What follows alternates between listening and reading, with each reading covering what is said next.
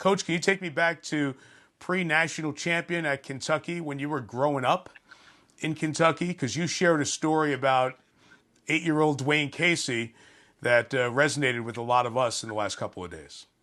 Well, Michael, I came up in the '60s. I grew up in the '60s, and at that time, Western Kentucky was definitely the team for African Americans to pull for.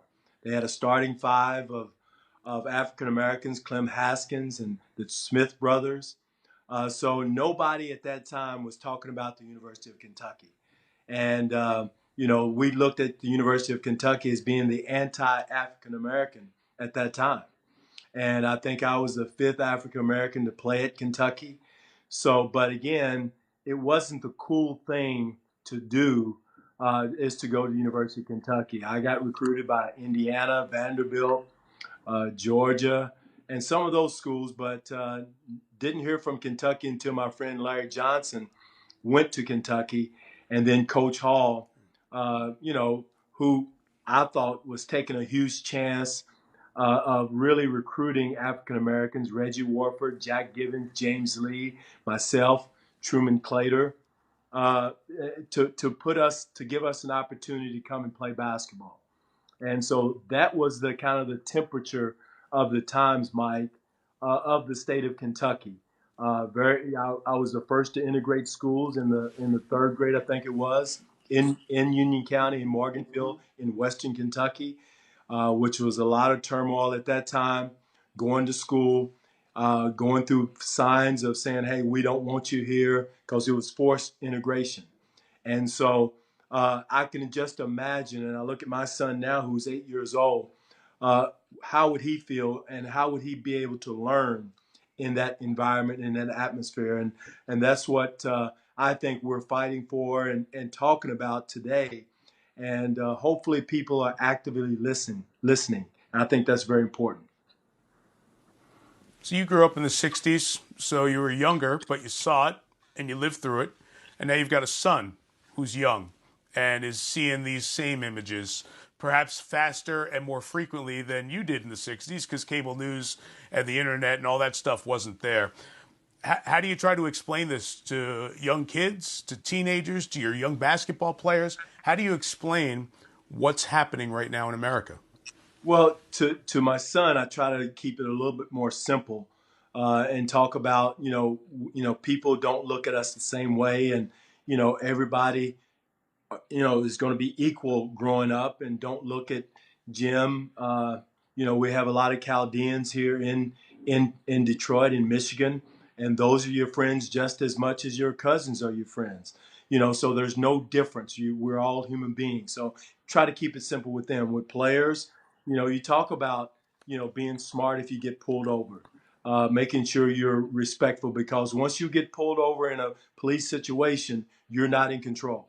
You're not in control. They're in control. So accept that, be respectful, ask questions, but be respectful, because you don't know if you're getting that bad policeman in that situation.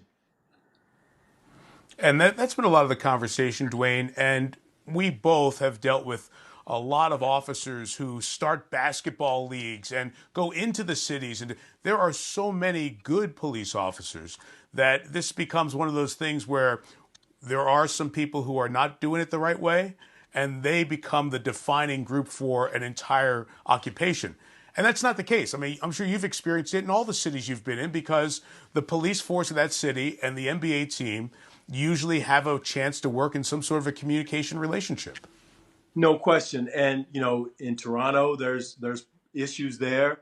Minnesota, we see that every city I've worked in, they've had, racial issues. So it's not, I tell people all the time, wherever you go, racism is in some form there.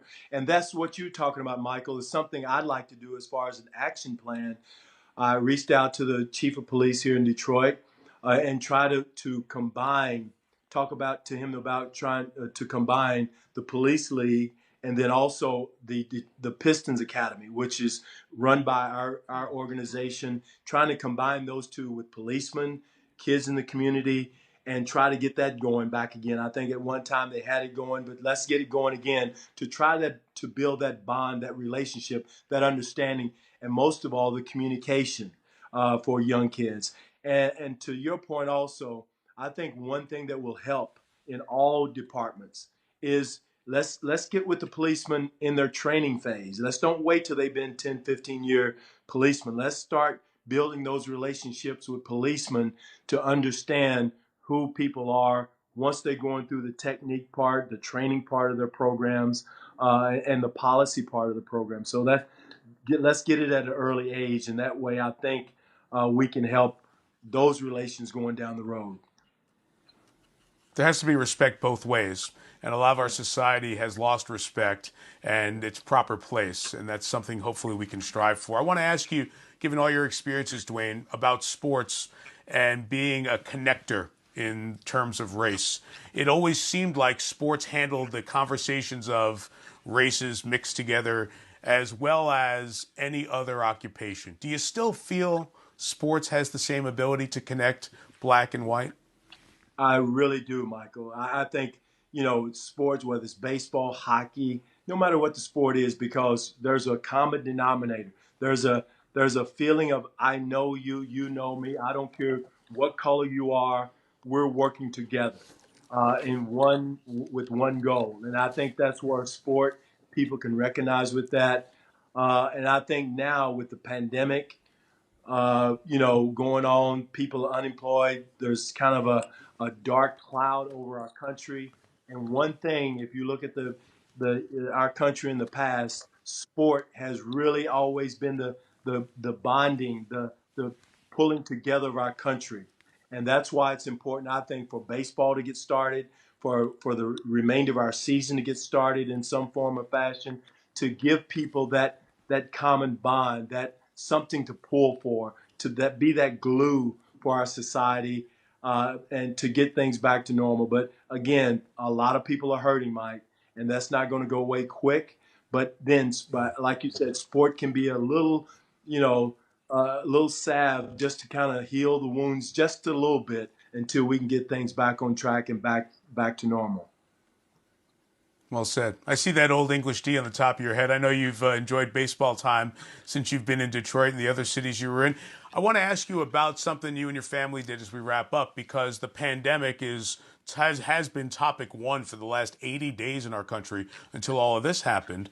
And I know you were able to try to chip in as a family to help some folks in Detroit. It's symptomatic of what a lot of folks around the NBA have done, but can you explain what you and your family was trying to do to help the cause here? Well, Mike, that to me was as important as the other issue. I reached out to Dave Bing as soon as the pandemic hit, and Dave, what can I do to help? What can my family do to help? And he introduced me to Focus Hope Foundation. He's on the board there. He started it when he was a mayor. It started a long time ago before he was mayor, but was really involved when he was a mayor here in Detroit.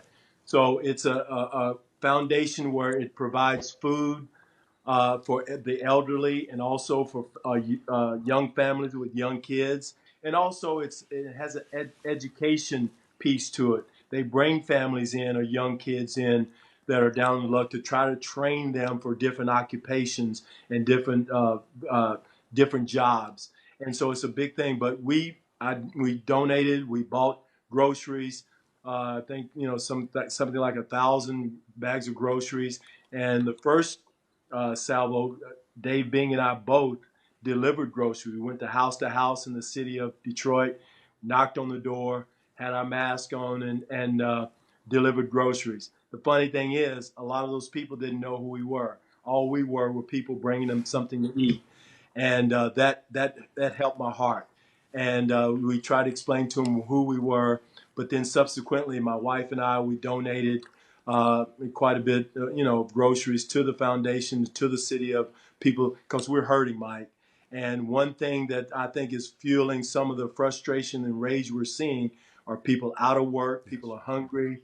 And, but again, that's something, if people want to help here in Michigan, go to Focus Hope.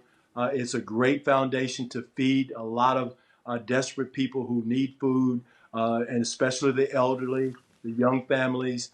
here in Detroit, in the Detroit area. Well, good for you for throwing yourself into this community, and you've done that at your various stops around the league. Great to catch up, Dwane. Hopefully, we'll see each other in person when things are a little more settled down. And I appreciate you joining us for some terrific perspective today. Thanks, Thank you Dwane. so much.